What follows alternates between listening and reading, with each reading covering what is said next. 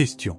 Quand vous dites irréparable, vous pensez que les événements auraient pu dégénérer jusqu'à l'affrontement entre les deux communautés? Réponse. Oui, parce que l'aveuglement et l'arrogance des colons, ainsi que des hommes d'affaires, étaient pratiquement sans limite. En revanche, il existait une classe merveilleuse, celle des profs.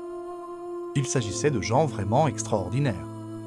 D'abord, ils étaient les meilleurs, nous n'avions que des agrégés. Ensuite, ils n'ont jamais accepté, que ce soit dans le secondaire ou dans le supérieur, que les questions politiques entachent. Leur mission qui était de communiquer leur savoir. Je me rappelle qu'au moment où les rapports devenaient de plus en plus tendus, entre la résidence et le palais, jamais mes professeurs ne sont intervenus, de quelque manière que ce soit. Bien au contraire, nous sentions que nous avions leur sympathie. Quand j'évoque la qualité de ces maîtres, je ne s'inquiémue pas. Seulement parler de Rabat. Ils ont formé des générations dans tous les grands lycées du Pessoub.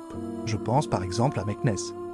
La ville abritait la plus grande garnison française. 80 000 hommes y stationnaient en permanence.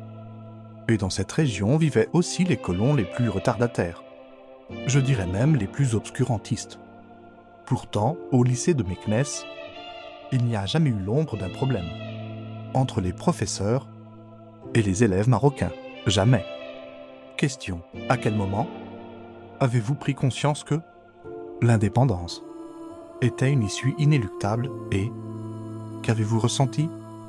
Réponse. Écoutez, une date très précise reste gravée dans ma mémoire. Il s'agit du 29 janvier 1944. Ce jour-là, une foule de manifestants envahit les rues de Rabat, criant des slogans en faveur de l'indépendance. L'écho de leurs clameurs parvenait jusqu'au collège où j'étais. Alors j'ai fait le mur et je suis allé les rejoindre. Les événements ont connu une tournure dramatique, puisqu'il y a eu des morts, et ma réaction a placé mon père dans une situation délicate. En effet, mon geste avait profondément déplu à la résidence.